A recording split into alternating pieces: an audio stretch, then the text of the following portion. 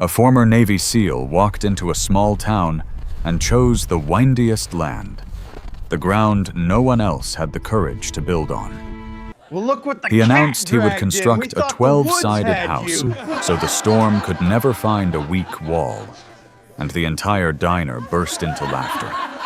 But beside him stood a silent German shepherd, loyal, steady, and able to sense danger long before any human could. They called him reckless. He was simply preparing for what others refused to see. That night, the wind slammed against rooftops, as if it wanted to swallow the whole town in darkness and fear. If you're watching from anywhere in the world, tell us where you're from in the comments. And if you believe in courage, instinct, and second chances, like and subscribe so we can reach 1,000 followers. Was because every follow gives us the motivation to tell even stronger stories. And now, the story begins. The northern road peeled away from the highway like a ribbon tugged loose by cold fingers. Pines rose on both sides, tall, dark, and patient, wearing early snow the way old soldiers wore silence, not as decoration, but as proof they had survived another season. Caleb Sutter drove with both hands on the wheel, as if the steering column might suddenly turn into a weapon that needed controlling. At 35, he was built lean and sure 6 feet tall, strong without showmanship, the kind of strength that looked like it had learned efficiency the hard way. His face was clean-shaven, jaw squared and uncompromising, cheekbones sharp enough to catch the pale light. His hair was dark brown, cropped in a military cut that had grown just a fraction longer than regulation, as if he'd loosened one rule and refused to loosen anything else. Windburn had kissed his skin into a light, weathered tan, the kind the North gives you as a receipt. His eyes gray-green, steady didn't judge the world. They measured it. They'd seen enough to stop arguing with what people were. In the passenger seat sat Nix. Nix was a German shepherd, coat a sable blend of cream, gray, and black like smoke braided with winter. The dog's amber eyes were awake in a different way than Caleb's, not counting distance, not running scenarios, but reading the air as if it were a story with invisible ink. A black harness hugged Nix's chest and shoulders, edged with a dark red trim that flashed when the dog shifted, like a small ember refusing to die. Caleb's truck rattled over frost-buckled pavement. The dashboard clock blinked a stubborn, indifferent time. In the back seat lay a duffel that looked older than it had a right to be, fabric softened by travel and weather, stitched seams holding together as if held by sheer will. On Caleb's left wrist, a scuffed military watch ticked steadily, refusing to romanticize anything. North Haven appeared the way small towns do, without announcement. A gas station, a diner, a post office with a flag stiff from cold. Beyond it, a lake half-frozen, pale as hammered steel, and a line of forest that seemed to watch newcomers with the restrained suspicion of ancient things. Caleb didn't come here for reinvention. He came because the map said quiet, and quiet sounded like a kind of mercy. He turned onto a narrower road and followed it out past town, where houses thinned and the wind gained confidence. His GPS threw up its hands. The world turned to white shoulders of snow and dark ribs of tree trunks. A realtor's sign leaned crooked at the edge of a clearing. Lot for sale, in red letters that looked too cheerful for the cold. Caleb parked. The engine clicked as it cooled, like a creature settling down. The air outside bit into his lungs. It tasted clean and sharp, like the first sip of a drink you didn't want. Nix jumped down and stood still, not wagging, not sniffing aimlessly. still as if the dog had stepped onto holy ground and needed permission. Caleb watched him.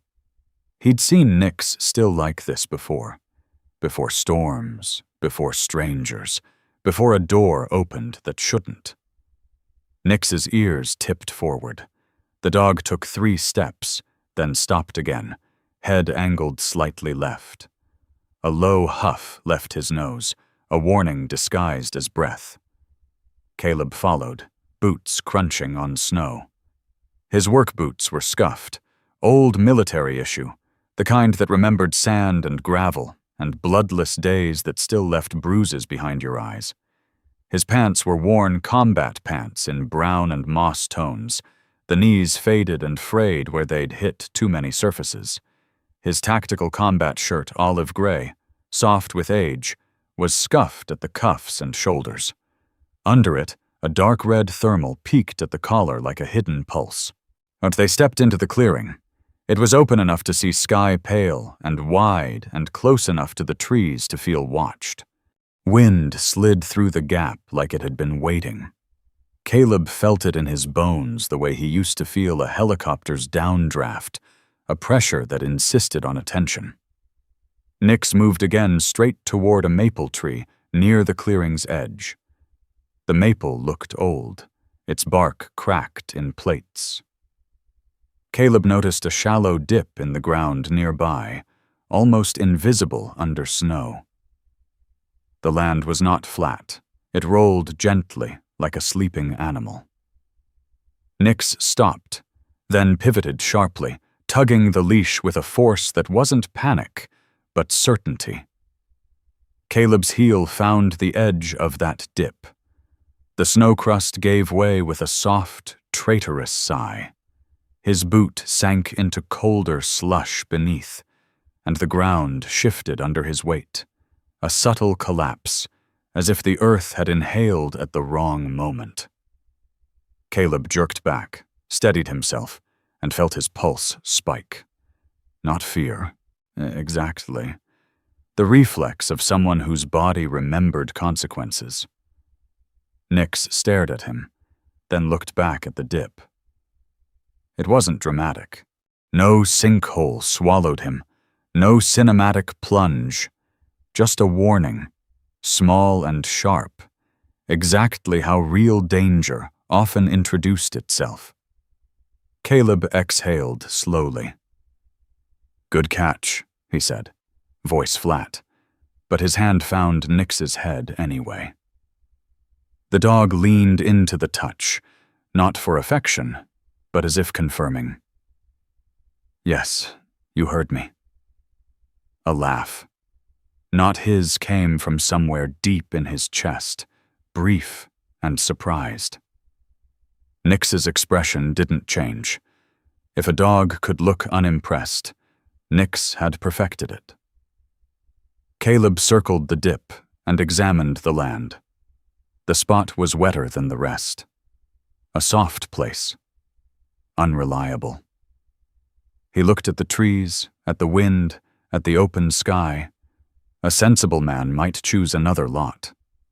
Caleb had never been accused of choosing the sensible path when the hard path offered truth. He drove back into town and parked outside the diner, wood-paneled, a old neon sign flickering as if debating whether to give up. Inside, warmth hit him like an invitation he didn't know how to accept. The diner smelled of coffee, bacon, and winter coats drying. The kind of smell that said, "People are trying." Heads turned when Caleb entered, subtle, not hostile. A stranger in a small town was a pebble dropped into still water. Everyone pretended they weren't watching the ripples. Nix padded beside him, nails clicking softly on tile. The dog's gaze moved across the room like a slow scan, not aggressive, just thorough. A few patrons smiled at the dog. Nix ignored them with a professionalism that would have been funny if it didn't feel slightly intimidating. They took a booth near the window. A waitress approached mid-50s, sturdy as a chair, gray hair pulled back tight. Her name tag read Darla. Her eyes were kind, but her mouth had learned to be skeptical. "You knew?" she asked. Item setting down menus like she'd done it 1,000 times and still didn't trust anyone to behave. "Passing through," Caleb said automatically, then corrected himself. "Maybe not." Darla's eyebrows rose. "That's how it starts." Nix sat with perfect posture, chest forward, ears attentive. Darla glanced at the harness. "Working dog?" "Used to," Caleb said. Darla's gaze flicked to Caleb's watch, his boots, the quiet discipline in how he held his shoulders. She didn't ask more. People up here understood that some questions were like stepping on thin ice. Coffee arrived. Black. Caleb didn't add sugar. It tasted like readiness. At the counter sat a man with shoulders like a sawmill broad. Thick, older, but not fragile. His beard was gray and full, trimmed like a man who liked order, but didn't waste time on vanity. His hands were scarred with old cuts. He wore a flannel shirt and a canvas vest dusted with sawdust even indoors, as if the work clung to him out of loyalty. He turned halfway in his stool and looked at Caleb. This was Hank Boudreau, and his face carried the easy bluntness of someone who'd built things his whole life and had little patience for nonsense. "You the one asking about that windy lot?" Hank called, voice loud enough to reach without pretending not to. Caleb's jaw tightened slightly. "I looked at it." Hank chuckled. "That place eats walls. Wind comes through there like it's got a grudge." Nix's ears flicked. Hank noticed the dog, then smiled anyway, half amused, half impressed. "Dog looks smarter than most people I know." Nix stared back, expression unreadable. Caleb surprised himself by answering with a deadpan that almost felt like humor. "He's offended you didn't include him in the most." A couple of patrons laughed. Nix, still serious, made the laughter funnier. Hank slid off his stool and walked over. Up close, he smelled of pine resin and cold air. "Name's Hank," he said, offering a hand. Caleb shook it once, firm. "Yes, Caleb."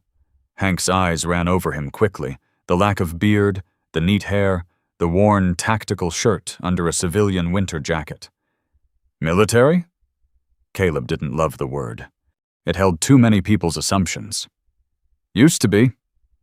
Hank nodded like he understood used to be was a country you never fully left. "Well, used to be if you build there, folks'll talk." Caleb sipped his coffee. "They'll survive." Hank laughed louder. "That's the spirit?" A woman approached from a nearby table. Late 20s, average height, slim build, hair chestnut brown tied in a low, practical bun. Her skin was fair, with a faint flush from the cold, and she wore thick-framed glasses that made her eyes look a little larger, a little more curious. A knitted scarf was wrapped neatly around her neck, and she carried a small notebook, like it was an extension of her hand. This was Mara Kinsley, the librarian quiet warmth with steel underneath, the kind of person who listened so well it felt like being seen. "I'm sorry," she said, and voice gentle. "I couldn't help overhearing. You're really thinking of building on that lot?" Caleb looked at her. "Maybe." Mara smiled, like she'd found a plot twist in a book. "That's bold." Hank snorted. "That's stubborn, is what it is." Mara ignored him with practiced ease. "I'm Mara," she said. "Library's on Main. If you need anything.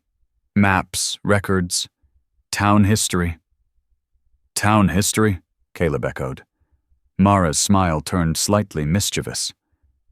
"You'd be surprised what people bury in a quiet town. Not bodies." She paused, seeing Caleb's expression. "Mostly not bodies." Hank wheezed a laugh. Caleb's mouth twitched barely. a smile that didn't quite trust itself. Nix shifted, and Mara crouched slightly, keeping distance. "May I?" she asked, not reaching, just offering her hand low. Nix leaned forward and sniffed once, thorough and polite. Then he looked away, as if deciding she was acceptable but not urgent. Mara stood, clearly delighted. "He has boundaries. I respect that." At that moment, the diner door opened again, letting in a slice of cold. A man stepped inside with the posture of law enforcement straight-backed, alert, but tired around the edges. He was in his early 30s, medium build, sandy brown hair cut short, clean-shaven, cheeks reddened from wind. A sheriff's jacket sat heavy on his shoulders, and a radio clipped to his chest crackled softly, like the town's nervous system. This was Deputy Nolan Price. His eyes scanned the room automatically, then softened when he spotted Darla. "Morning," Darla called. "Afternoon," Nolan corrected, then noticed Caleb. His gaze paused on Caleb's boots, his watch, the quiet way he occupied space without taking it.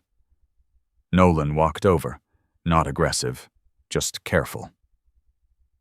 "New in town?" Nolan asked. Caleb's attention sharpened by a fraction. "Just arrived." Nolan's eyes flicked to Nix's harness. "That dog military?" "Retired," Caleb said. Nolan nodded once, like that answered more than the word. "Well, North Haven's calm. Mostly." His tone suggested mostly did a lot of heavy lifting. Caleb didn't ask what mostly meant, because sometimes not knowing felt like a small kindness. Nix, who had been sitting quietly, suddenly rose. Not startled, not playful, precise. His head turned toward the diner's front window, ears forward, body still. Then he did something strange. He let out a low, single woof. Not a bark, not a growl. A controlled warning. Caleb's hand moved without permission, fingers tightening around his coffee cup as if it were a handle to something else.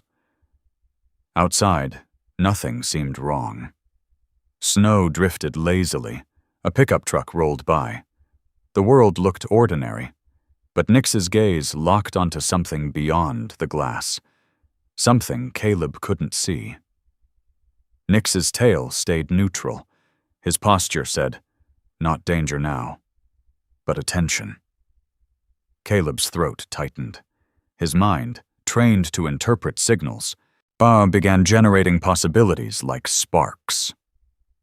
A man across the diner glanced at the window, too, then shrugged and went back to his eggs. Nix did not shrug. He held that stare for a long, unsettling beat like a guardian statue on an old temple, the kind you only noticed when it turned its head. Then, as abruptly as it began, Nix sat again. Caleb's pulse took longer to settle. He realized with a cold clarity. Up here, the quiet wasn't empty. It was listening.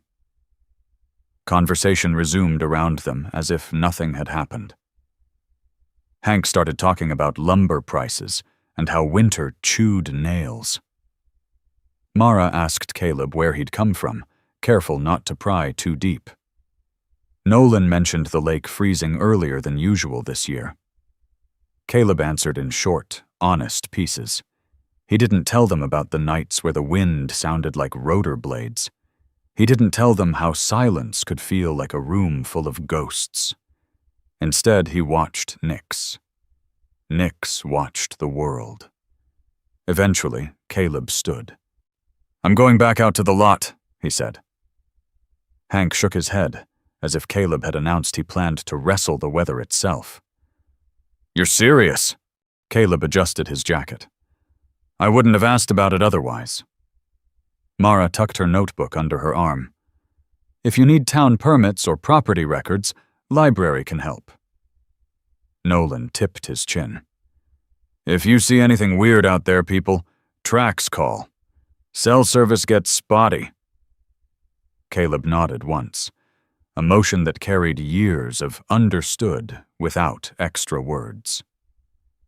Outside, the cold hit again sharp, honest.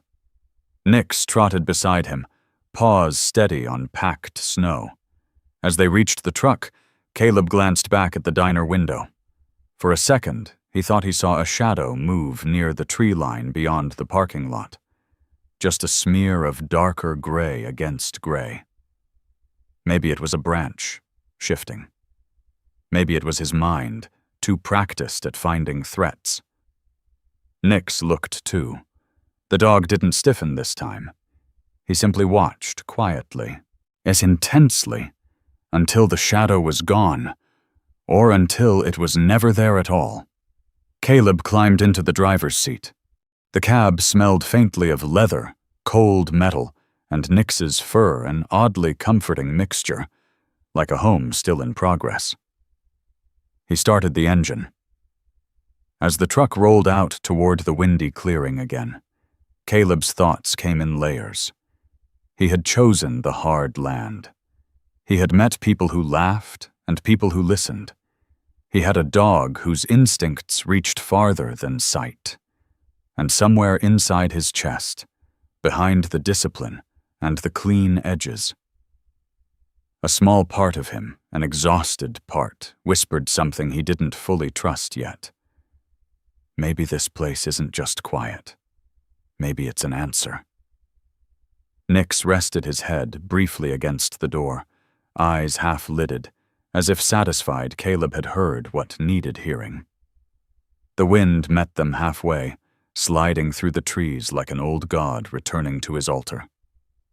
Caleb drove into it without flinching. The wind met Caleb before the sun did. It slipped through the clearing as if testing him again, not cruel, just persistent like an instructor who had never learned how to praise. Snow crusted under his boots in brittle layers. Each step sounded deliberate, almost ceremonial. The clearing looked different in early light, less dramatic, more honest. A place stripped of shadows. Nix moved ahead of him, harness straps catching a faint glint of morning sun. The dog's coat cream fading to gray and black, along the spine shifted like brushed smoke when he walked. He wasn't pacing nervously. He was surveying, mapping, memorizing. Caleb stood in the center of the lot and closed his eyes for a second. Wind across the left cheek. Slight dip in elevation near the maple. Tree line dense on the north side. Sun angle promising on the southern edge. And he wasn't imagining a house. He was calculating stillness. His gloved hand ran along the worn fabric of his tactical shirt.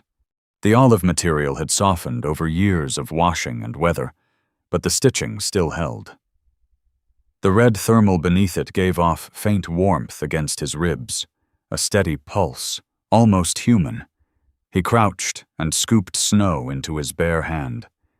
It bit. Clean. No excess moisture beyond the dip Nix had warned him about. Okay, he muttered. The word wasn't agreement with the land. It was a commitment. Hank arrived before noon. The rumble of his truck announced him first, an old Ford with a growl in its engine that suggested it had outlived better vehicles. Hank stepped out slowly, boots crunching, shoulders squared against the cold. Up close in daylight, Hank Boudreau looked carved from lumber. Thick wrists, broad chest, beard streaked gray but dense. The kind of beard that didn't soften a face, it reinforced it. His eyes were blue and sharp, but not unkind. Years of building in unforgiving weather had taught him not to waste energy on illusions. "You're really doing it," Hank called, hands on hips.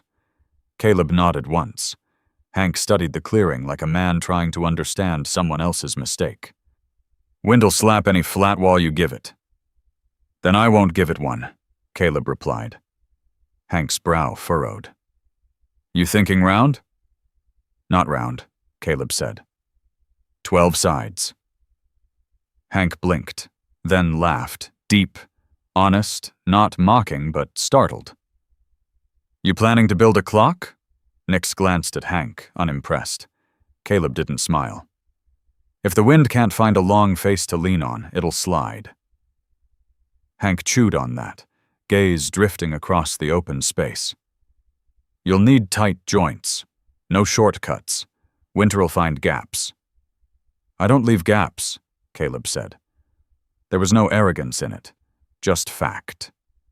Hank noticed. Something in the older man's expression shifted from dismissal to consideration. Well, Hank said finally, if you're going to do something stubborn, might as well do it right. I've got tools. By afternoon, Mara appeared with a thermos and curiosity. She wore a thick navy coat that reached her knees and boots that were more practical than fashionable. Her hair was tucked into a wool cap, a few strands escaping to frame her face. She walked carefully, not from fear, but from respect for ice. I brought coffee, she called, lifting the thermos slightly as a peace offering. Nix approached her first, sniffing once, approving. Mara's smile deepened. He looks like he runs background checks. He does, Caleb said. She watched as Caleb and Hank marked rough outlines in the snow. Stakes, twine, angles measured by tape and eye. Why 12? She asked. Caleb paused. He could have said aerodynamics, heat distribution, structural resistance. Instead, he said, because corners hold tension. Mara tilted her head slightly. That sounds like something you learned somewhere else. Caleb didn't answer. He adjusted another stake. Hank wiped his nose with the back of his glove. He means it won't give the wind a straight wall to punch. Mara nodded, accepting both answers. She stood a little longer than necessary, watching Caleb move. His motions were economical. No wasted steps. Every tool placed exactly where it would be needed again. The discipline wasn't showy. It was quiet and relentless. She noticed something else, too. He never turned his back fully to the trees. Not paranoia. Habit. Late afternoon, a third figure approached. Tall, thin, wrapped in a charcoal overcoat that hung slightly loose on a narrow frame. His silver hair was combed neatly back, though wind insisted on undoing it. A pair of wire-rim glasses perched low on his nose. Dr. Elias Whitmore, retired physics professor, moved to North Haven after his wife passed, as if cold might quiet grief. And he walked with a cane, not because he couldn't walk without it, but because he preferred precision. Mr. Sutter, he called, voice dry and measured. Caleb straightened. Whitmore studied the outline in the snow. I hear you intend to frustrate the wind. That's the plan, Caleb replied. Whitmore nodded slowly. Wind dislikes symmetry it can predict. Angles break its rhythm. Hank raised an eyebrow. You two talk like it's personal. Whitmore's lips twitched faintly. Physics is always personal. It either respects you or it does not. He crouched slightly, examining the dip in the ground near the maple. Drainage here, he murmured. You'll want elevation. I noticed, Caleb said. Whitmore looked at Nix, and he noticed first. Nix's tail flicked once. Whitmore adjusted his glasses. Instinct is simply intelligence without language. Caleb held that sentence for a moment. It landed somewhere deeper than intended. They were mid-discussion when Nix froze, not alert in the way he had inside the diner. This was different. He turned his head toward the southern edge of the clearing where sunlight was strongest. Then, unexpectedly, he moved to the center of the marked foundation, and lay down. Not playfully, not tired. He lay exactly in the center, chest to snow, eyes scanning outward. Whitmore stopped speaking. Hank frowned. What's he doing? Caleb watched carefully. Nix shifted once, adjusted slightly, then settled again squarely in the geometric heart of the future structure. Whitmore exhaled slowly. He's testing vantage. Caleb's pulse gave a subtle jump. From that position, Nix had clear sight lines to every approach through the trees. No blind corners. No deep shadows. The wind brushed over the clearing again, but here in that center spot, it felt calmer. Caleb stepped forward, boots crunching softly, and stood where Nix lay. The difference was slight, but it was there. The land was telling him something. Or the dog was. And for the first time since arriving, Caleb felt not challenged by the clearing, but invited. Nix rose after a moment and moved aside, as if his work was done. No one spoke. Something had just been decided. As evening crept in, the outline of the cabin felt less theoretical. Stakes became promise.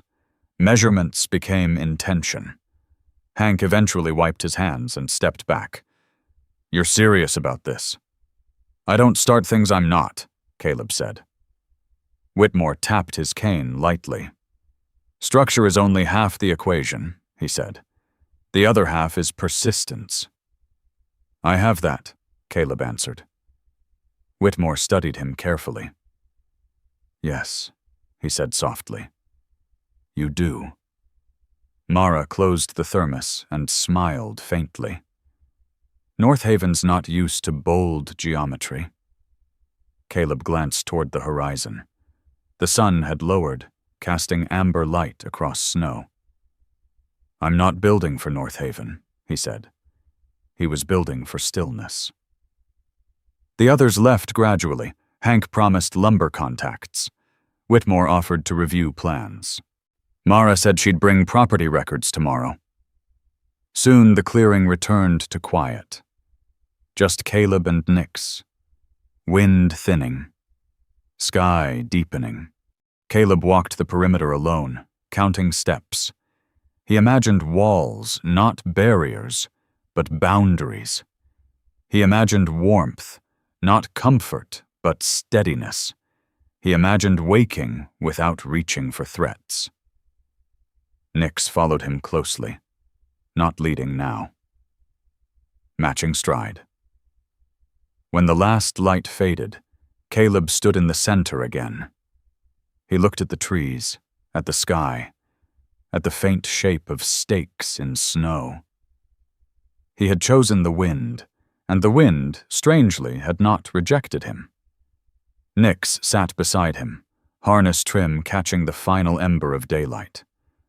Caleb exhaled. The house did not exist yet, but the decision did.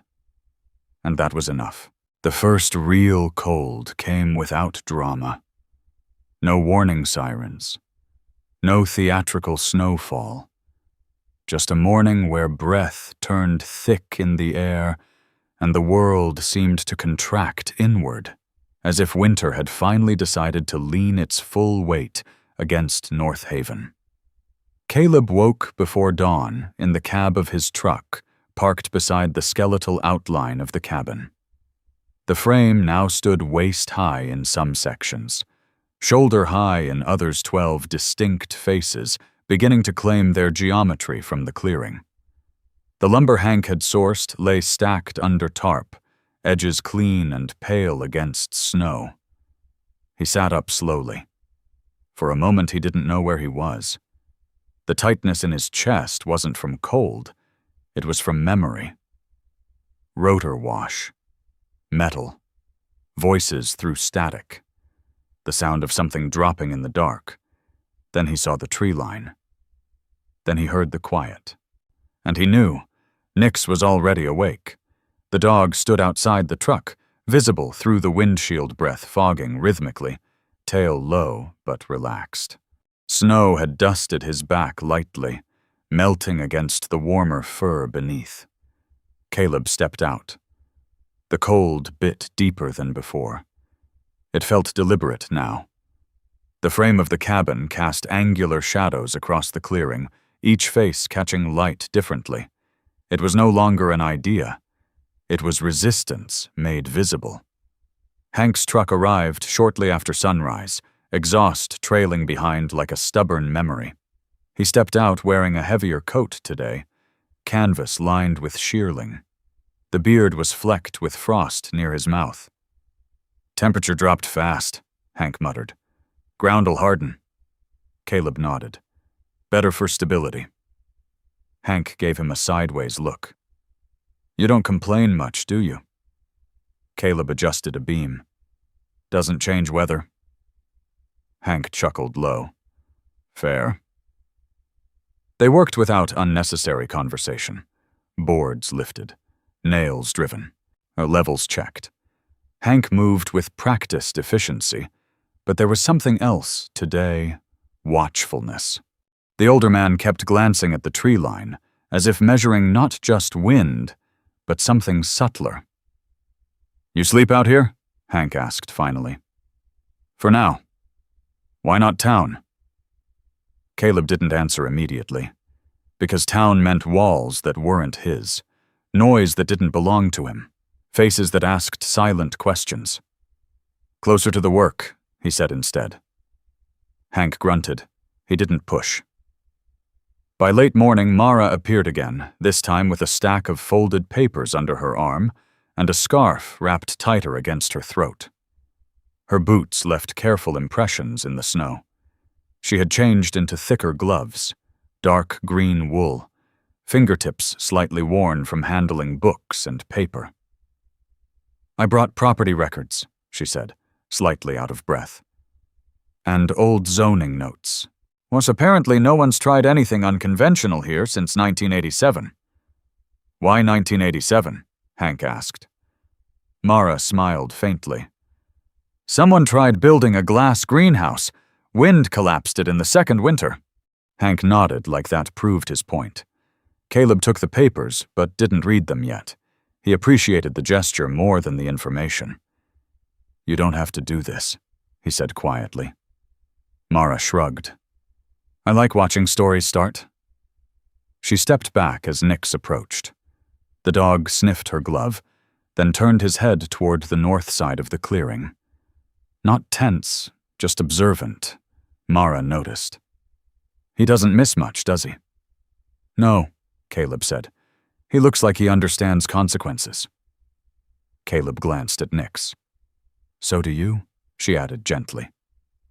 Caleb returned to hammering.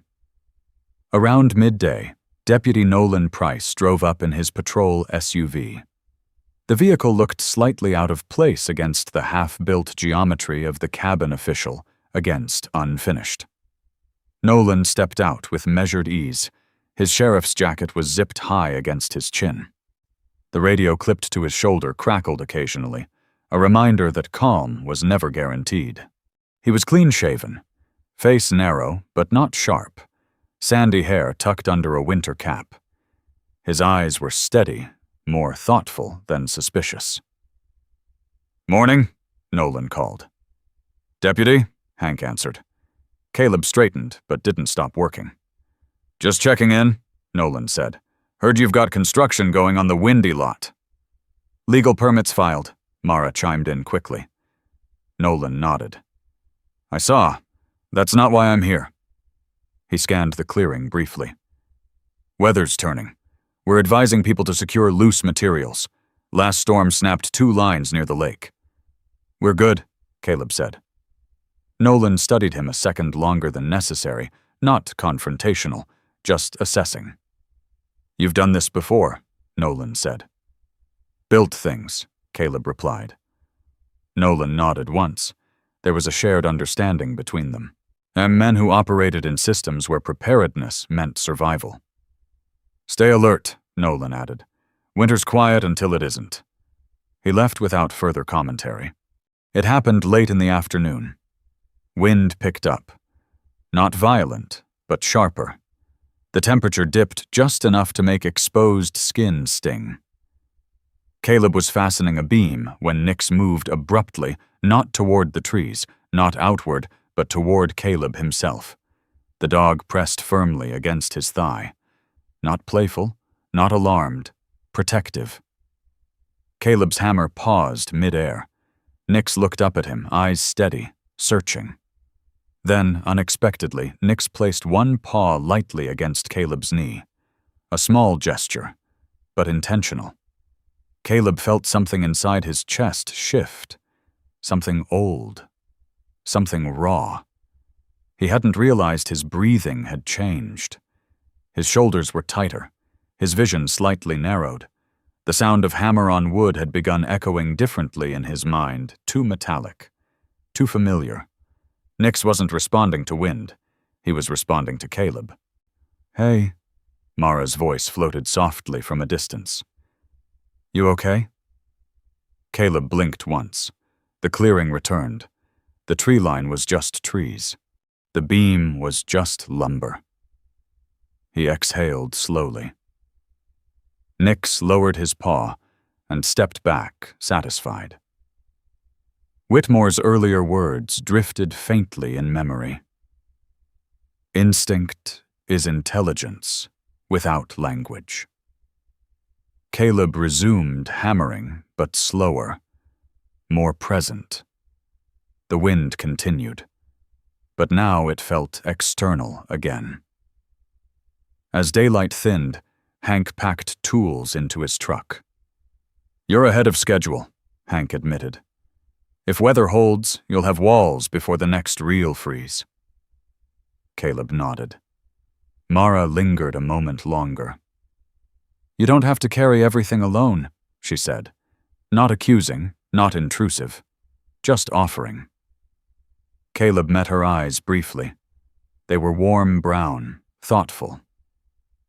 "I'm not," he replied. He glanced down at Nix. Mara smiled at that and left. Whitmore had not returned today, but his earlier presence lingered in the clearing somehow, like the idea of order in chaos. Soon it was just Caleb and Nix again. The frame stood taller now, shadows longer and more defined. The geometry caught the fading light in fractured slices, 12 distinct faces, beginning to feel less like defiance and more like intention. Caleb walked the interior perimeter slowly. He imagined walls rising fully. He imagined insulation. A stove. Light from windows. He imagined sitting without calculating exits. Nix followed, head level, breathing calm. At the southern edge, Caleb paused and looked out toward the open sky. The horizon glowed faintly pink and silver. He felt the weight of exhaustion settling into his muscles, not unwelcome, earned. The clearing no longer felt like a test. It felt like progress. When full dark arrived, Caleb secured the tarps carefully. Every board tied down, every tool stored precisely. Preparedness was not paranoia. It was respect. He climbed into the truck again, Nix circling once before settling on the passenger seat. The engine hummed steady. Outside, wind brushed against the half-built structure, but it didn't howl. It moved around it. Caleb watched through the windshield as the angular frame stood against deepening blue. Not finished. Not fragile. Becoming. He rested his head back against the seat. For the first time since arriving in North Haven, his thoughts did not immediately scan for threat. They lingered instead on wood grain, on angles, on the simple fact that something was taking shape. Nix shifted once, then stilled. The cold thickened outside. Inside the truck, warmth gathered slowly. Caleb closed his eyes, not to escape, but to rest. The cabin was not complete, but the foundation was steady. And tonight, that felt enough. The snow had thickened overnight. Not the soft kind that drifted lazily in postcard spirals, but the heavy, blinding kind that swallowed sound and flattened the world into something dangerously simple. Caleb stood at the edge of the tree line with Nix at his side. Somewhere inside that white distance, a 9-year-old boy named Owen Rowe had vanished. Deputy Nolan Price was already there when Caleb arrived, radio clipped to his shoulder, jaw set tighter than usual. Nolan's usual calm steadiness had sharpened. He wasn't panicked, but there was urgency in how he shifted his weight from one foot to the other, scanning the woods as if expecting them to answer. "Tessa says he was playing near the South Ridge," Nolan said. His breath clouded in front of him. Lost sight of him for maybe 10 minutes. 10 minutes. What Caleb had seen what 10 minutes could do. Nolan's sandy hair was damp beneath his winter cap, snow melting into the fabric. His face, normally even-tempered, carried something raw now. Not professional distance, personal concern. "Tessa's at the ranger shed," Nolan added. "She's trying to stay upright." Caleb nodded once. Behind Nolan stood 2 volunteers, middle-aged men in thick coats and knit hats, both wearing expressions that mixed determination with uncertainty.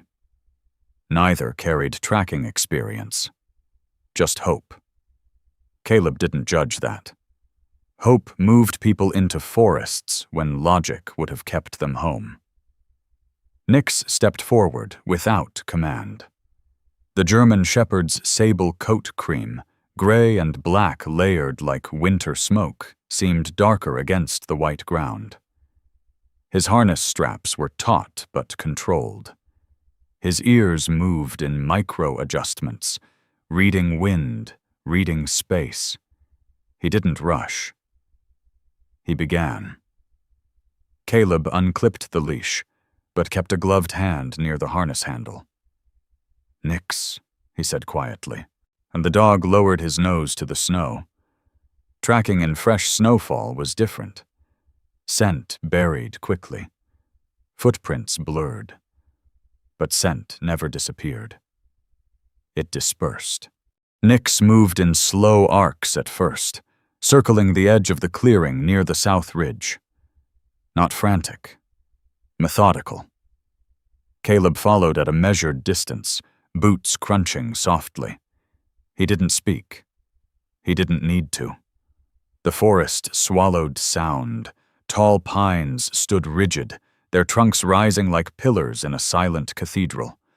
Snow clung to branches in uneven layers, occasionally releasing with a soft thud that made the volunteers flinch. Caleb did not flinch. He watched Nix's shoulders instead. The dog's breathing changed subtly. Then he turned sharply east. Without hesitation. Caleb followed. They moved deeper. The temperature seemed to drop under canopy. Light dimmed. Wind softened, but cold intensified. Caleb's mind shifted into a familiar mode, not combat, not aggression, but hyper-clarity. Read terrain. Observe depressions. Wasong. Check for unnatural patterns. He noticed a faint indentation near a fallen log, not obvious, but slightly deeper than surrounding snow. A smaller boot, child-sized. His jaw tightened. Nix paused, nose hovering inches above that spot, then exhaled once sharply. Confirmed. The volunteers lagged behind, their breaths heavier now. Nolan stayed closer, boots careful but less practiced in snow reading. "How far?" Nolan asked quietly. Caleb didn't answer. Distance meant nothing until they found the boy. Halfway up a slight incline, Nix stopped abruptly. Not confused, not uncertain. Stopped. His head lifted, not to ground scent, but into air. Ears forward. body still. He turned slightly left, then right. Then, unexpectedly, he began walking uphill, away from the visible footprint trail. One volunteer hesitated. "That's not where the tracks go." Caleb's pulse ticked once. Tracks can mislead. Wind can distort. But instinct trained in chaos rarely lies. "Trust him," Caleb said. Nix accelerated slightly, cutting diagonally across terrain that looked untouched. For several seconds there was nothing visible to justify the shift. Then Caleb saw it. A small scarf, half buried under snow, snagged on a low branch. Blue, thin, child-sized. The volunteers fell silent. Nolan swallowed hard. Nix had not followed the visible. He had followed what the wind carried upward. Caleb crouched, lifted the scarf carefully. It was still faintly warm inside the folds. Owen wasn't far. The incline grew steeper. Snow deepened around boots. Caleb's thighs burned slightly with effort. His breath stayed controlled. He had carried men heavier than this through worse terrain, but this was different. This was a child. They crested the ridge and descended into a shallow hollow where wind had carved a dip between rock and root. And there, a small shape, curled, still. "Owen!" Nolan's voice cracked. Caleb moved faster. The boy was wedged partially under a rocky overhang, one glove missing, cheeks pale, but not blue. His eyes fluttered weakly when Caleb reached him. He was conscious. Barely.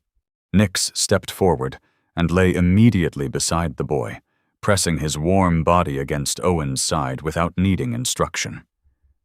Caleb checked pulse. Fast. Shallow. Hypothermia beginning, but not advanced. "You're okay," Caleb said evenly, though he didn't yet know that. "Stay with me." Owen's eyelashes fluttered. His voice was barely a whisper. "Mom?" "She's waiting," Caleb replied. Not a lie. A tether. Nolan crouched opposite, relief cracking through his composure. "We've got him," he said into his radio, voice steadier now. Caleb removed his own outer layer and wrapped it around Owen's torso. The red thermal beneath his tactical shirt bit cold against his own skin, but that didn't matter. Nix adjusted position, careful not to smother, only warm. The volunteers stepped back slightly, unsure how to help. Caleb lifted Owen carefully. But the boy felt too light, too fragile. But he was breathing. That was enough. The trek back was slower. Caleb carried Owen, boots digging deep with each step. Nolan moved ahead to clear branches. Nix stayed close to Caleb's right side, occasionally glancing up to monitor Owen's face. The forest no longer felt ominous. It felt narrow. Focused. When they broke through the tree line into open clearing, Tessa Rowe was already running toward them. She was in her early 30s, tall but slight, brown hair pulled into a loose ponytail that had partially come undone in the cold. Her face was pale beneath wind-reddened cheeks. No makeup, no performance. Just fear stretched thin across her features. She stumbled forward, hands shaking. "Owen." "He's responsive," Caleb said calmly. Cold but stable. Tessa collapsed to her knees beside her son, as Nolan helped lower him carefully. Nix remained close, but stepped back when Tessa reached for Owen. But the boy's eyes opened again when he felt his mother's hands. "Mom," he whispered properly this time. Tessa broke, not loudly, not dramatically, but in a quiet collapse of held breath. Tears froze at the edges of her lashes. Caleb stepped back. He did not belong in that circle. The volunteers murmured in relief. Nolan placed a steady hand on Tessa's shoulder. "We'll get him checked," he said gently. An ambulance was called, though they all knew the boy would likely recover fully. The danger had been time. Time had been interrupted. Back at the cabin, still unfinished but enclosed enough to hold warmth from the stove, Owen was placed near heat. Nix lay nearby, but not touching now. Watchful. Satisfied. The 12-sided structure felt different tonight. Not theoretical. Proven. Hank stood near the doorway, arms crossed, eyes wide, but attempting to hide emotion behind gruffness. Didn't think I'd see that place save a life before it had doors, he muttered. Mara arrived shortly after, breathless, eyes bright with relief. She looked at Caleb differently now, not curious, certain. Tessa approached Caleb once Owen was stable, hands trembling but determined. "Thank you," she said. Caleb held her gaze briefly. "You did," he replied, nodding toward Nix. Tessa knelt and wrapped her arms around the German shepherd's neck. Nix accepted the embrace without stiffness. He didn't lean in. He didn't pull away. He simply allowed. Trust had shifted. The town felt it. Later, when most had gone home, Caleb stepped outside into the deepening night. Snow reflected faint moonlight. Wind moved gently now. Nix joined him, sitting shoulder to knee. Caleb inhaled slowly. He had followed instinct into forests before. Some missions ended differently. Tonight had not. He felt something unfamiliar, not victory, not pride. Relief without edge. Behind him, the cabin stood walls catching pale light, geometry cutting clean lines against darkness. And he sensed the shift in how North Haven would see that structure now. Not as stubborn, not as strange, but as necessary. Nix suddenly lifted his head. A low, quiet growl hummed in his chest. Caleb's body reacted instantly, shoulders tightening, senses sharpening. He followed Nix's gaze toward the far edge of the clearing. There, in the snow, a second set of footprints, not belonging to search volunteers, not child-sized, larger, deeper, older, leading toward the woods, and not returning. Caleb didn't speak. He didn't move. Nix's growl softened but did not fade. The wind shifted, carrying something unfamiliar. Not threat, not yet, but intention. Caleb's eyes narrowed slightly. The forest was quiet again, but it was no longer innocent. The snow did not accuse. It recorded. By morning, the clearing looked untouched again. Soft white, stretched smooth beneath a pale sky, but Caleb knew better. Snow forgave the surface. It did not erase what had pressed into it. He stood just beyond the cabin's southern edge, boots planted where the unfamiliar tracks had been the night before. The wind had feathered their edges, blurring intention into suggestion. Nix stood beside him, sable coat catching faint light. His amber eyes were alert, but not agitated. The low growl from the night before was gone. In its place was something more deliberate watchfulness without noise. Caleb crouched, brushing aside a thin crust of drifted powder. The impressions were larger than his own boots, wider, heavier. The stride length suggested someone of average adult height, and moving with purpose, not wandering, not stumbling, not a lost hiker. Deputy Nolan arrived within the hour. His patrol vehicle rolled slowly up the narrow access road, tires compressing fresh snow with a steady crunch. Nolan stepped out, posture straighter than usual, tension sitting subtly in the set of his jaw. He studied the ground carefully, then glanced at Caleb. "You didn't follow them," Nolan said. Caleb shook his head once. "Not my call." Nolan nodded in quiet appreciation. There was a difference between capability and authority. Nolan crouched, gloved fingers hovering above the impressions without touching. His sandy hair was tucked beneath his cap, but a lock had fallen loose near his brow. The wind had reddened his cheeks again, but today the color looked sharper, more alert. "Stride is controlled," Nolan murmured. "No hesitation. Whoever it was knew where they were going." Nix shifted slightly closer to Caleb, not out of fear, but alignment. Nolan straightened slowly.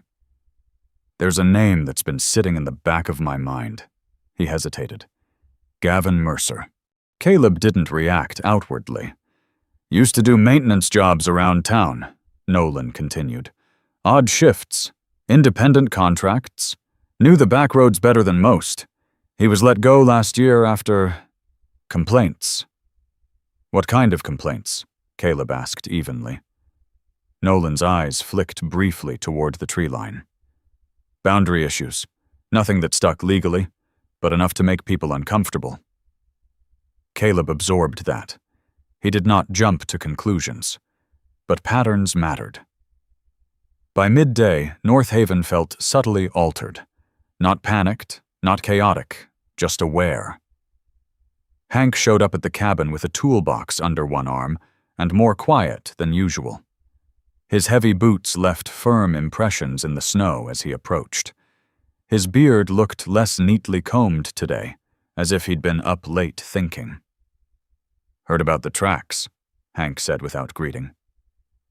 Caleb nodded. Hank set down the toolbox, harder than necessary. "I don't like that someone's circling this place." "Maybe they weren't," Caleb replied. Hank snorted softly. "Wind doesn't leave boot prints." Nix's ears flicked at the tone. Hank glanced down at the dog. "He sensed something else?" Caleb considered. "Not fear," he said. "Just presence," Hank grunted. "That's worse." Later that afternoon, Caleb drove into town.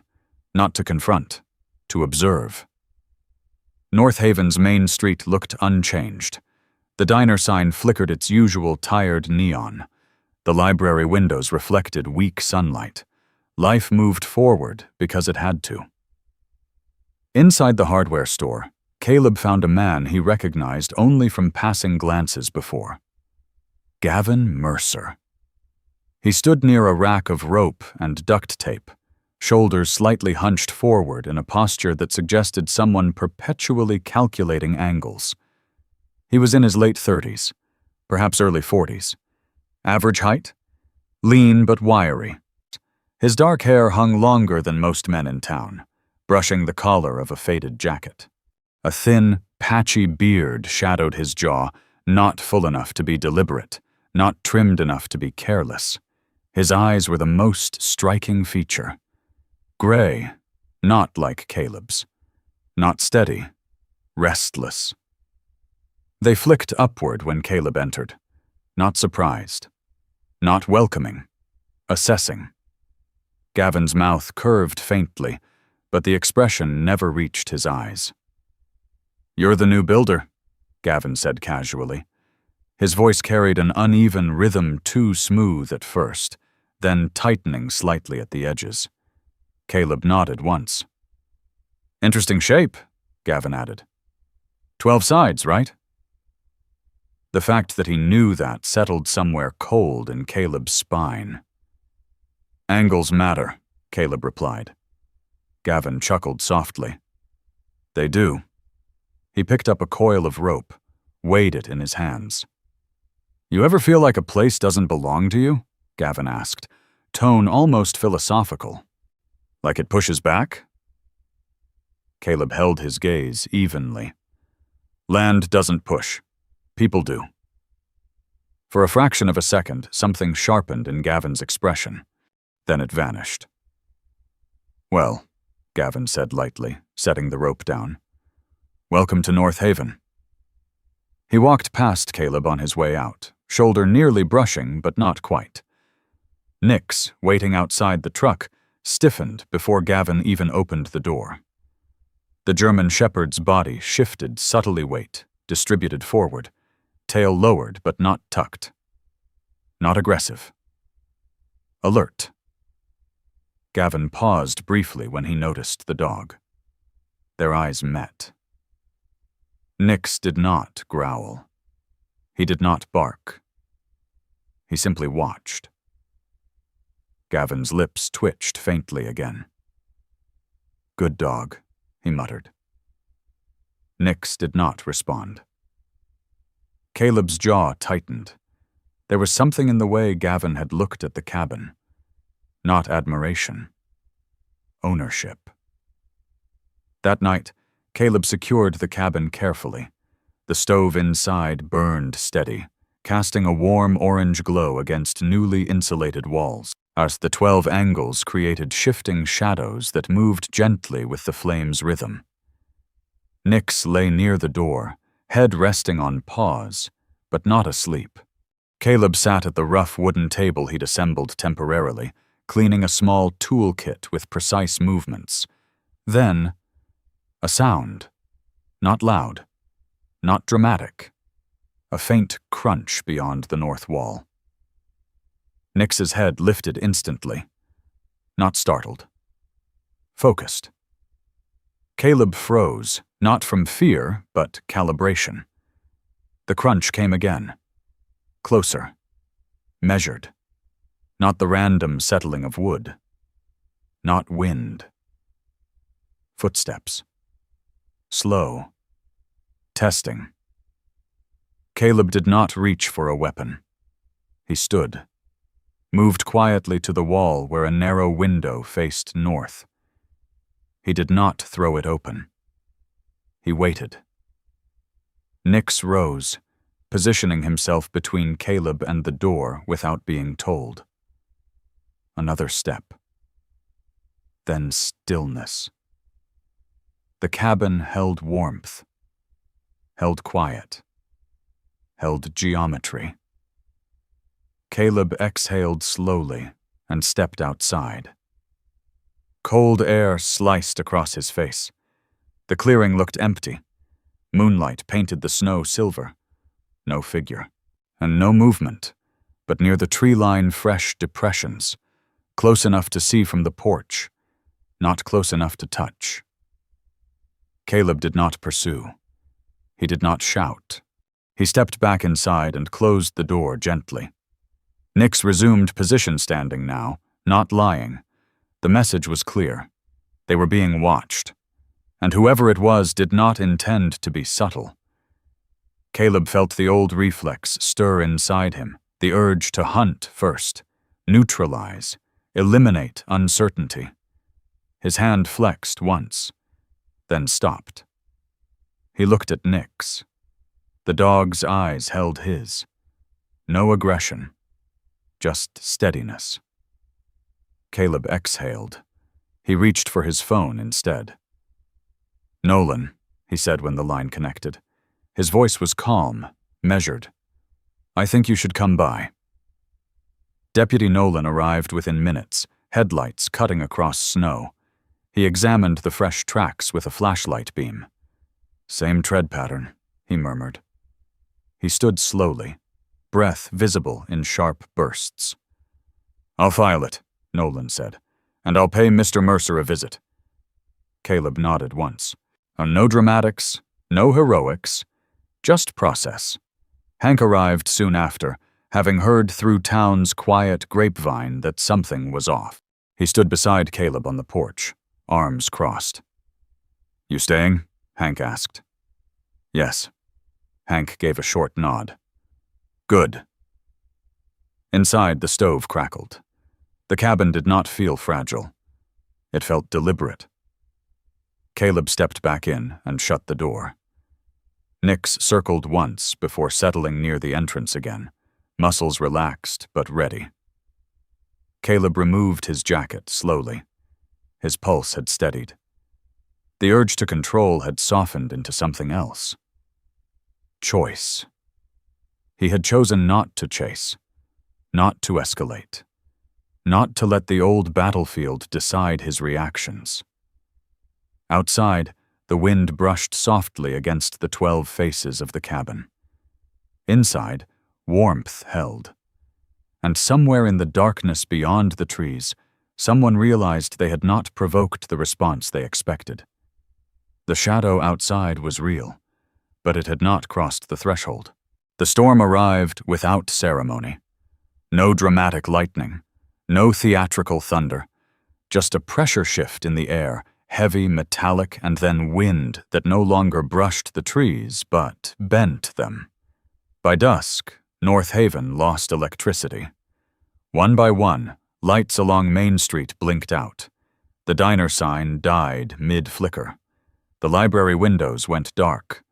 The sheriff's office generator sputtered once before going silent. The town inhaled and held it. Caleb watched the grid fail from the cabin's southern window. He did not curse. He did not rush. He moved. The stove had already been fed an extra log before sunset. Dry oak, split and stacked under overhang. The fire responded eagerly, flame folding into itself before rising stronger.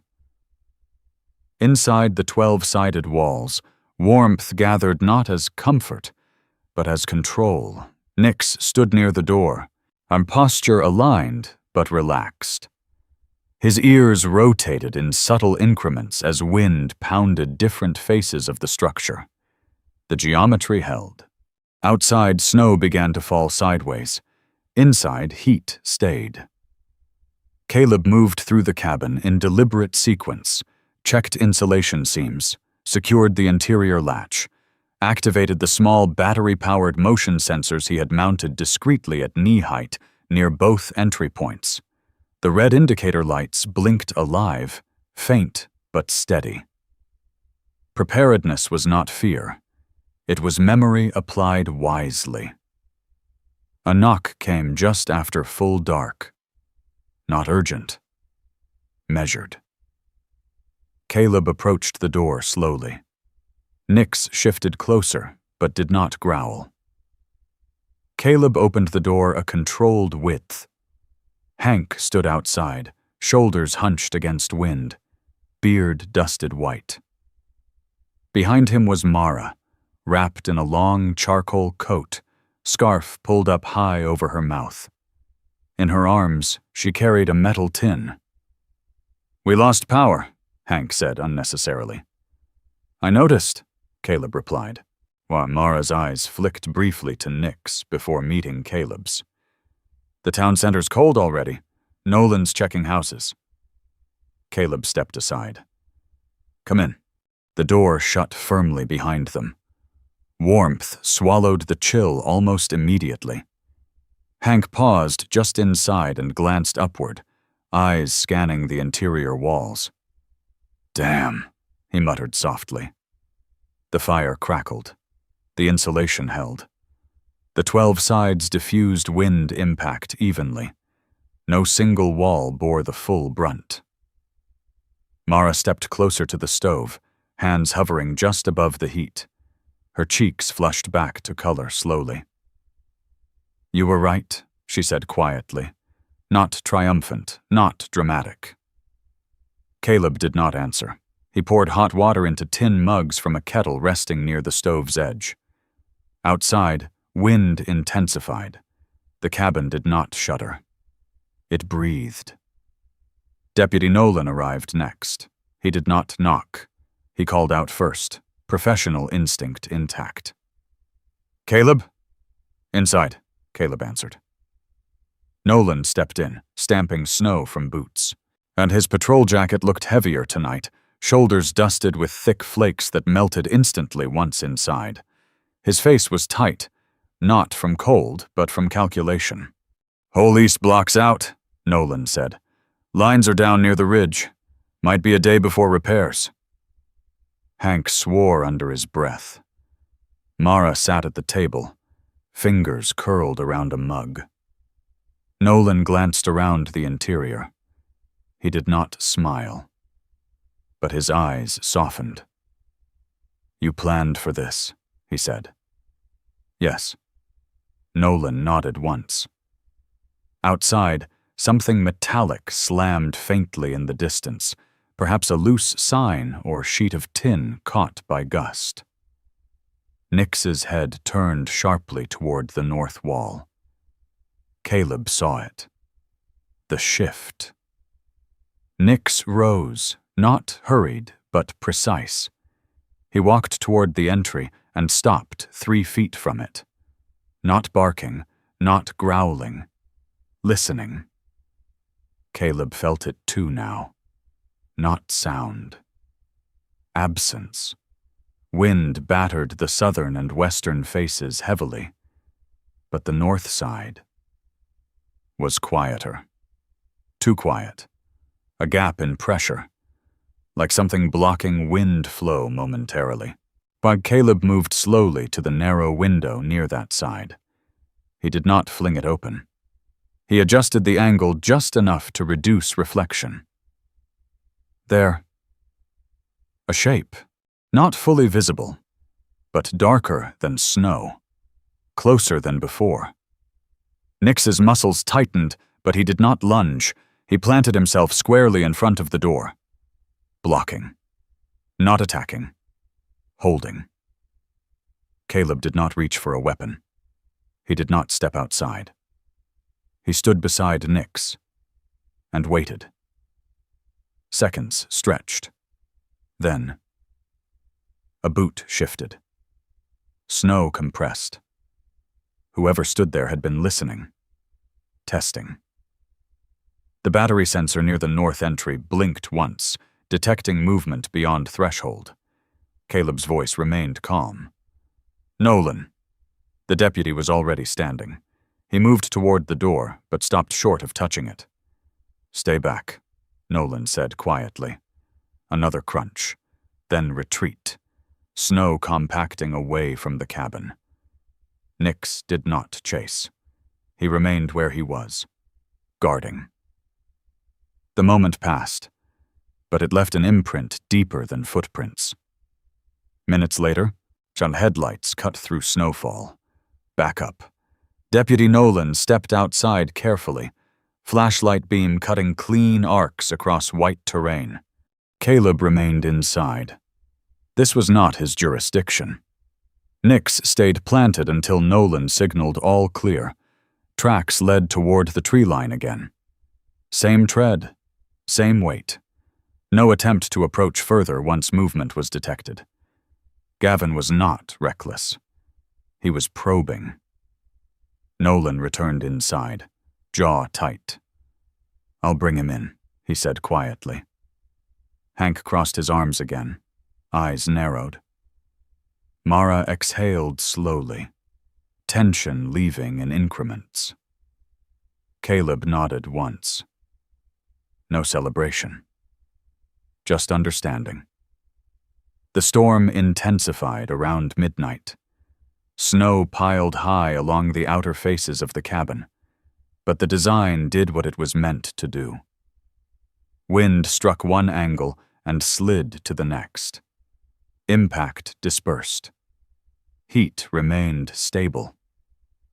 Hank walked slowly around the interior perimeter, fingertips brushing wood lightly.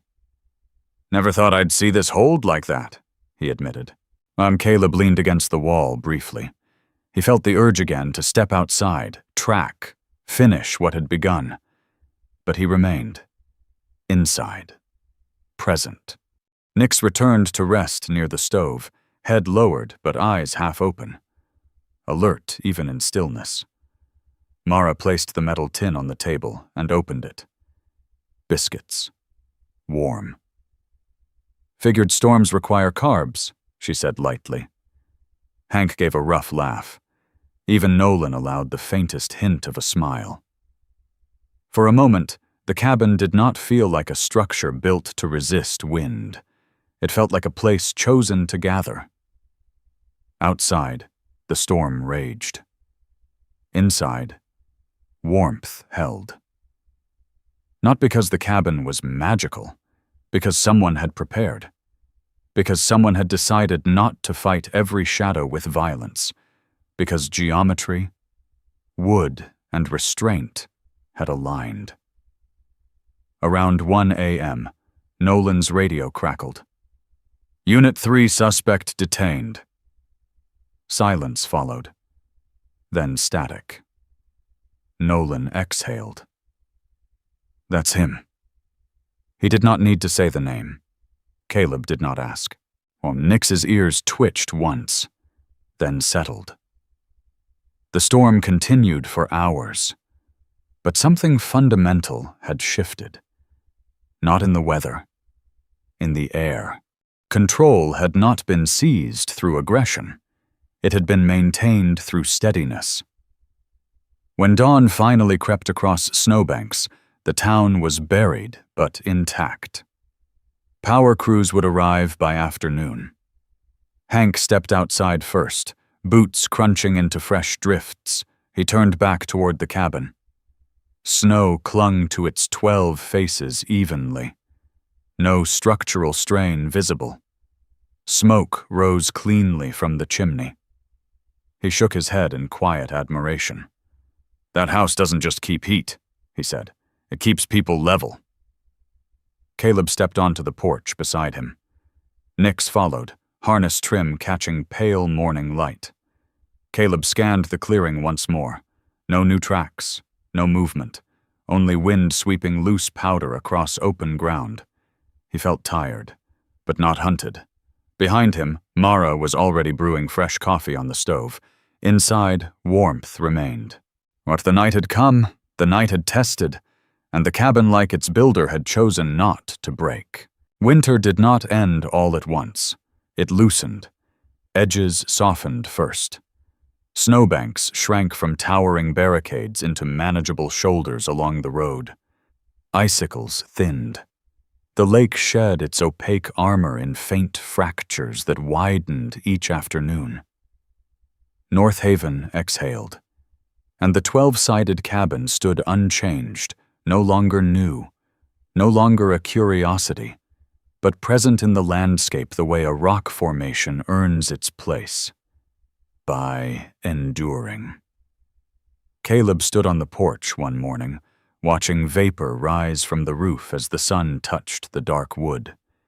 His olive-gray tactical shirt, worn thin at the cuffs, caught early light. The red thermal beneath showed faintly at the collar when he moved. His hair had grown only slightly longer than military precision allowed, still disciplined, but no longer rigid. Nix sat beside him, her harness resting easy against his chest. The dark red trim caught the morning glow like a quiet ember. The town did not stare anymore. They approached. It began subtly. Hank arrived with 2 folding chairs one afternoon, muttering something about better seating than standing around like fence posts. He placed them near the stove, testing angles as if the cabin were still a project to be measured. Hank Boudreau looked less skeptical these days. His beard had grown fuller through winter, flecked with ice in past months, but now it carried sawdust again. His shoulders, broad and permanently braced from years of hauling lumber, seemed less defensive. He ran a palm along one of the interior walls. "Still holding tight," he said quietly. Caleb nodded. "It will." Hank snorted lightly. Didn't doubt it. He had doubted it, but he no longer needed to say so. Mara began bringing books, at first 1 or 2, then a stack. She would settle near the southern windows, glasses slipping slightly down her nose as she read aloud to Owen and 2 other children from town siblings named Clara and Ben Whitaker, both freckled and perpetually curious. Clara was 8, sharp-eyed, hair the color of pale wheat braided tight down her back. Ben, 6, round-cheeked and energetic, never sat still for long unless captivated. Mara's voice carried warmth, but not sentimentality. She read with precision, respecting words as if they were living things. The children listened differently here. Perhaps it was the angles of the room, the way sound did not pool in corners but circulated. Perhaps it was the stove's steady crackle, or perhaps it was the feeling that this place had already proven something. Nix often lay near them, head resting on paws, occasionally lifting an ear when pages turned. Ben once reached to touch Nix's fur. The German shepherd remained still, measured. Ben grinned and declared, "He's warmer than the floor." Caleb's mouth twitched. Our Deputy Nolan stopped by more frequently too, but not as officer first. As neighbor. He would remove his jacket near the door, posture easing slightly once inside. The weight of patrol seemed to lift just enough for him to stand like a man instead of a role. Nolan had testified in court 2 weeks earlier. Gavin Mercer had not resisted arrest. There had been no dramatic confession, just evidence layered quietly enough to hold. Nolan never elaborated on details in public. But when he sat at Caleb's table one evening, hands wrapped around a mug, he said only this: "Control doesn't survive exposure." Caleb understood. Nix lay between them, silent. One night near the end of February, the sky shifted unexpectedly. Caleb stepped outside just after dusk, sensing something subtle in the air. Not danger, not disturbance, but change. Nix followed without prompting. The forest stood dark and patient. Then, slowly faint ribbons of green light unfurled across the horizon. Aurora. Was not bright enough to dominate the sky, but present enough to command attention. Caleb had seen lights in the sky before tracer rounds, signal flares, explosions splitting night into shards. This was different. This did not announce violence. It shimmered softly, bending like wind made visible. Nix tilted his head upward, not barking, not restless, simply watching. For a brief moment, Caleb felt something unfamiliar. Not vigilance, not analysis, wonder. The aurora moved in slow waves, like breath across the atmosphere. Behind him, the cabin glowed amber through its windows, geometry below, movement above. And Caleb felt deep in his chest that something inside him had stopped bracing. He did not know when it had happened, only that he noticed its absence now. Nix leaned gently against his leg. Not for reassurance, for agreement. The sky shifted again, and the moment passed, but it left something behind. What spring approached in increments, Caleb began hosting small sessions inside the cabin, not formal classes, not announcements, conversations. He showed Hank and 2 teenagers how to split wood efficiently without overexertion. He demonstrated to Nolan and a few volunteers how to read wind direction by observing tree-line sway patterns. He explained to Tessa how to layer insulation properly in older homes to prevent heat escape. He did not lecture. He demonstrated. The cabin became less a refuge from wind and more a place to understand it. Dr. Whitmore returned one afternoon, cane tapping softly against the wooden floor. He moved slower now, but his eyes remained precise. He sat near the stove, hands folded neatly. "You've done something interesting," Whitmore said quietly. "I built a house," Caleb replied. Whitmore smiled faintly. "You built a threshold." Caleb considered that. Whitmore's silver hair caught warm light as he continued. A structure is geometry. As a home is repetition, this place has been used. Caleb glanced around.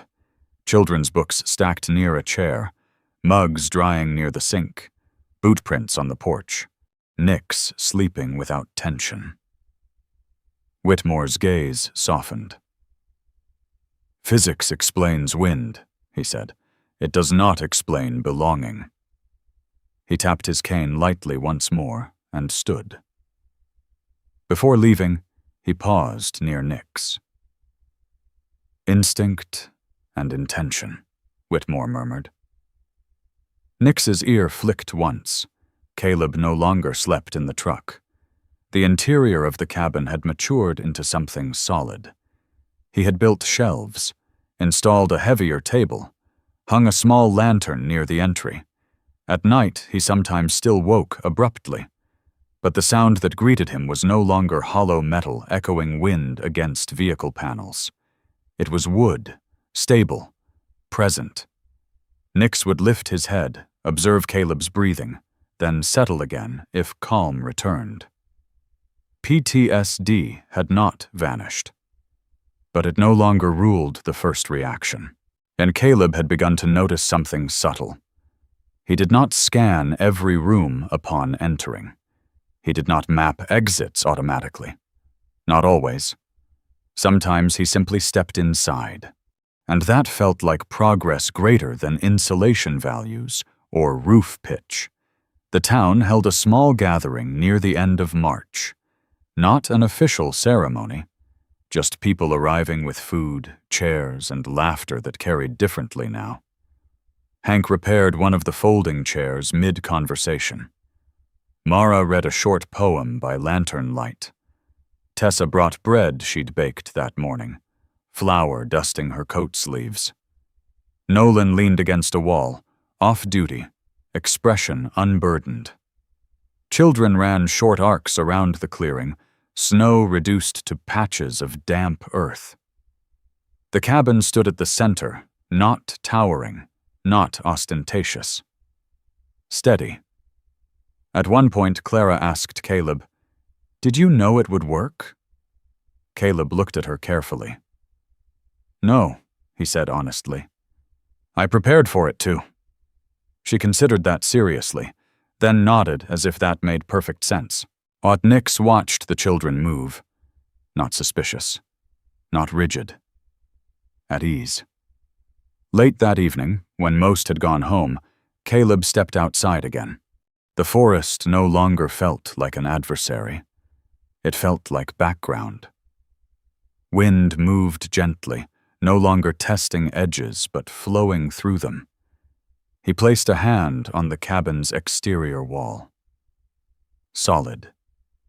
Warm from within. He thought about the laughter that once followed the word 12. He thought about the storm. About the footprints. About restraint chosen over reaction. He looked down at Nix. The German shepherd met his gaze steadily. No command passed between them. No signal needed. The battlefield had not disappeared. It had transformed. And this time, it had walls designed to let wind pass instead of strike. Caleb exhaled slowly. Inside, the stove crackled. Outside, night settled softly over North Haven. The house was no longer something to defend. It was something to stay in. And for the first time in a long time, staying did not feel like surrender. It felt like home. In the end, the miracle was never the shape of the house. It was not the 12 walls, nor the insulation, nor even the fire that refused to go out during the storm. The miracle was quieter than that. It was a man who chose not to let fear make his decisions. It was a dog who listened to what could not be spoken. It was a town that slowly opened its door to someone who first built his own. Sometimes we look for miracles in the sky, in signs, in sudden rescues. But often, God works in the ordinary choices we make every day. The decision to stay instead of run, to protect instead of attack, to prepare instead of panic, to forgive instead of harden. The cabin did not become warm because of design alone. It became warm because someone chose to remain inside it, because community gathered, because trust replaced suspicion. It's because restraint replaced reaction. Maybe that is how God moves in our lives, not always by removing the storm, but by strengthening the walls within us. Not always by silencing the wind, but by teaching us how to let it pass without breaking. If this story touched you, if you believe that strength can be quiet, and that faith can look like preparation, take a moment to share this with someone who might need encouragement. Leave a comment below and tell us where in your life you have seen a quiet miracle. Subscribe to the channel if you believe stories like this matter. Stories about resilience, faith, loyalty, and second chances. May God bless you and your home. May He steady your heart in every storm, and may you always find warmth, even when the wind is loud.